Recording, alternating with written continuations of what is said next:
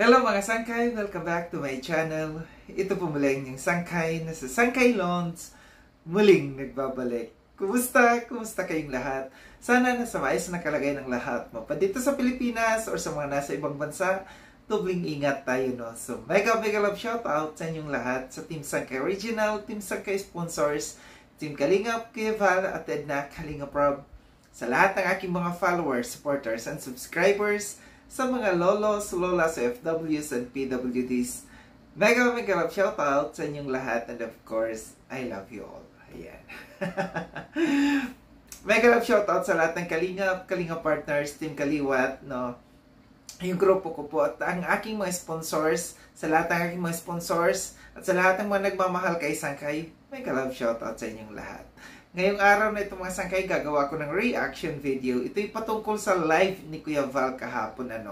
Patungkol ito sa paggiba ng bahay ni Sister Josie. Sister Josie! Meron akong audio clips, iparirinig sa inyo din after natin na mapakinggan. Magbibigay tayo ng opinion or kuro-kuro patungkol dito. Tara mga sangkay, mga kalingap, pakinggan natin.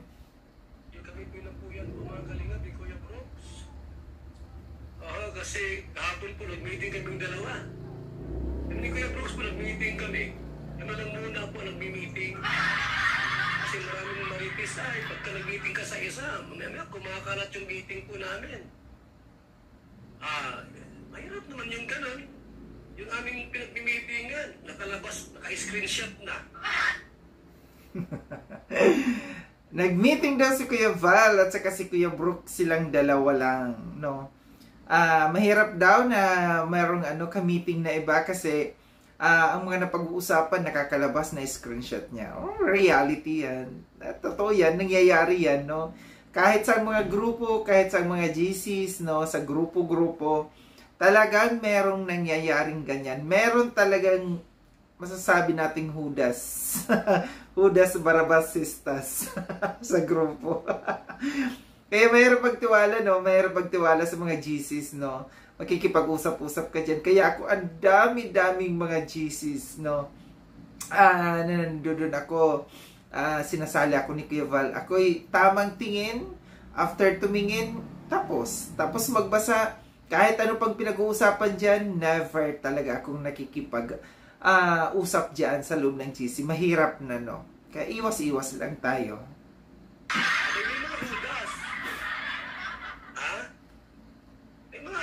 Pagkagayan po yung aming pinag-uusapan, naka-screenshot na. Aray? Kaya kahapon po, mga kalingap, nag-meeting kami ni Kuya Brooks. Dahil aming pinag-uusapan po, yung bahay po ni Sister Jose, ay gigibain namin yung bahay po niya.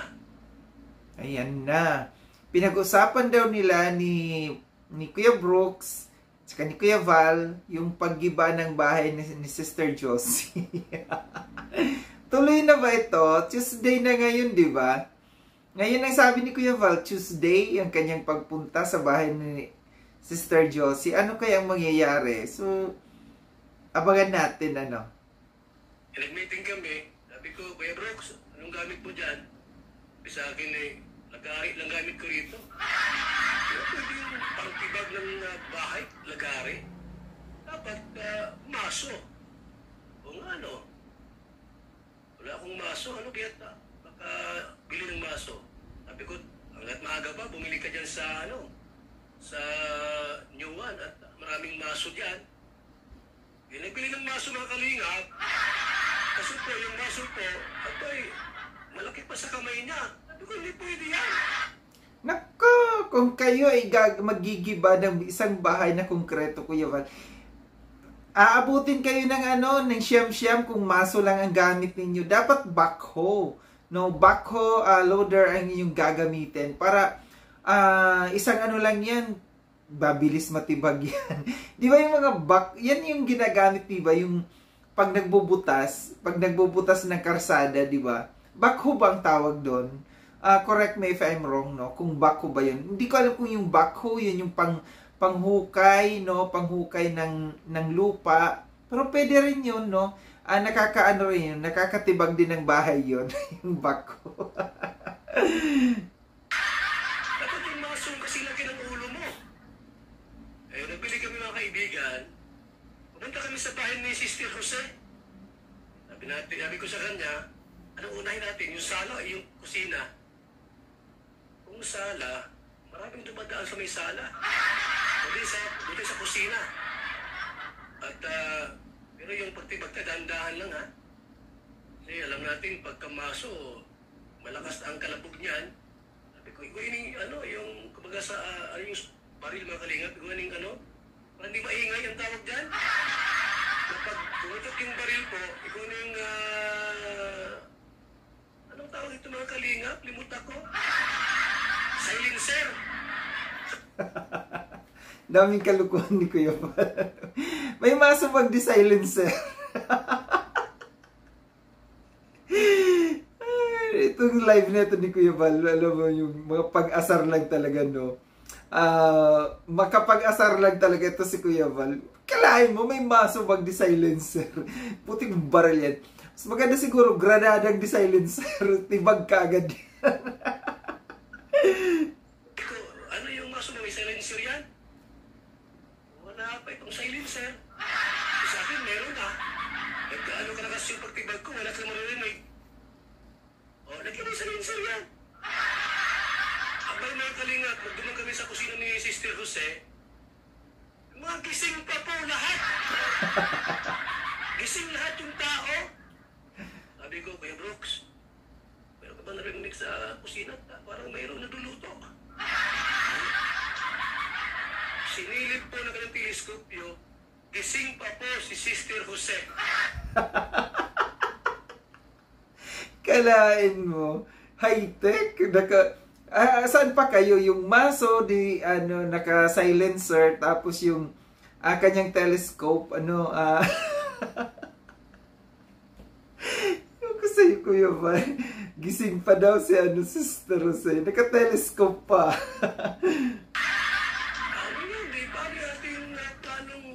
Sa kanyang kusina, sabi, Ebal, bukas na lang.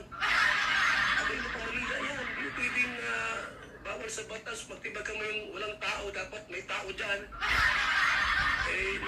Kaya kami puyat mga kalingap sa nangyari kagabi at gising pa po ng alas 2 na madaling araw si Sister Jose. Hindi makatulog po. Siguro sa kaisip na yung bahay niya po hindi sa kanya. Baka naghalongkat yung mga papilis, mga dokumento na patunay na yung bahay niya po ay sa kanya. Hindi makatulog si Sister.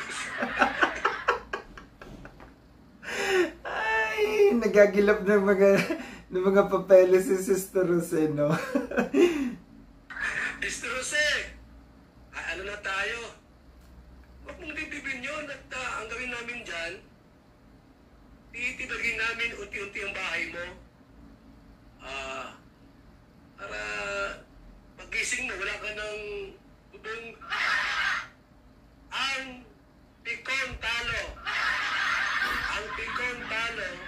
Yung mga senior dyan, huwag magalit sa akin. Masama sa kalusugan yan. Huwag yung ditibin po ito mga kalingap, ha. Ang pikon talo, ang maglagay ng galit sa puso, baka mamatay ng maaga, kayo rin. So itong live neto ni Kuya Val, mga pag-good vibes lang to, pang-asar, no? So tama yung sabi ni Kuya Val, ang pikon ay talo, no? Lalo't lalo na yung mga viewers dyan na hindi gusto yung mga ginagawa ni Kuya Val.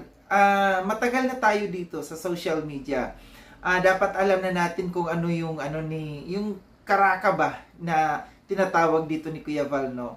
Kung siya man ay nagsasalita dito na minsan napipikon kayo, naasar kayo, yan po yung lang ni Kuya Val, pang-asar, no? Pang-asar lang.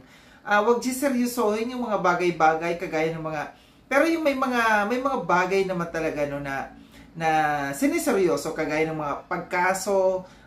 Merong mga kaso siguro na sinasabi ni Kuya Val na ikaw ay kakasuhan ko nga dito, ganyan. Pero minsan di natin alam kung totoo, no? Pero ang alam ko lang yung kay Chorvan nagkatotoo. Pero mahirap din magpakakampante, kung alam natin na sinasabi ni Kuya Val na may ilan dyan na kanyang mga kakasuhan, nandiyan dyan, no? So, dito sa, sa live na ito ni Kuya Val, patungkol siguro dito sa kay, sa kay Sister Jose, tingin ko hindi naman mangyayari yung sinasabi niya na nagigibain niya yung bahay ni Sister Jose. Siyempre, hindi naman basta-basta na nagigiba, may proseso yan, no? Kung hindi naman po yan, yung iba nga, nagdi-demolish ng bahay, meron pang yan, may proseso yan. Kasi, paano kung may manlaban, no? Kung manlaban yung mga, syempre, mahirap yan, magkakaroon ng kaguluhan, may commotion yung mangyayaring ganyan. So, siguro yung mga sinasabi ni Kuya Val na gigibain ko yan, yung bahay mo na yan, hindi mangyayari yan. So, parang pang-asar lang yan ni Kuya Val. And, tingin ko naman, pagka sila'y nag-usap, hindi naman malayo na hindi magkabati yung dalawang yan, lalo't lalo na magkamag-anak, Kung ako dito kay kay Sister Josie, manahimik na lang, Kasi alam niya na matatalo lamang, mapipikon lamang siya kung seseryosohin niya yung ginagawa dito ng mga pagla-live at mga sinasabi ni Kuya Val patungkol sa kanya. And alam niya naman na talagang puputaktin siya ng mga reactors, pagka siya ay patuloy na manlalaban dito. Hindi ko sinasabi na manahimik siya. Kung ako, yung dyan is, magsalita ka ng isang beses, tapos na. Tama na, Magpaliwanag siya, kung hindi naman talaga siya guilty, ipaliwanag niya ng maayos, and that's it. Tapos, kasi the more na sumasagot ka ng sumasagot, the more na nagkakaroon ng mga content tayong mga reactors. So, the best thing to do is manahimik, Kagaya sa akin, kahit anong tira sa akin dyan, ng mga tumitira sa akin, then mabels lang si Sangkay. Kasi, alam nyo, once na pinatulan ko yung mga yan, mas lalo't magkakaroon ng content ang mga yan, Kaya, mas maganda talaga yung nananahimik. Tawanan, dahil alam naman natin na walang katotohanan ng mga sinasabi, manahimik at tawanan lamang natin sila. So ito lang nga aking reaction patungkol dito sa video na ito ni Kuya Val, na alam ko na lahat ng mga sinasabi dito ni Kuya Val patungkol kay Sister Josie ay pang-aasar lamang yan. Once na maasar si Sister Josie, talo siya. Maraming salamat mga Sangkay sa panonood. Sa mga hindi pa nakapag-subscribe kay Sangkay Lon, subscribe niyo na po ako. Click yung notification bell para updated kayo sa lahat ng mga videos na aking gagawin. Like and share itong video na ito mga Sangkay. Kita-kits tayo ulit sa susunod na video na aking gagawin. Ingat kayo sa ang dako ng mundo bang kinaroroon. Paalam na mga Sangkay, mga kalingap. Paalam.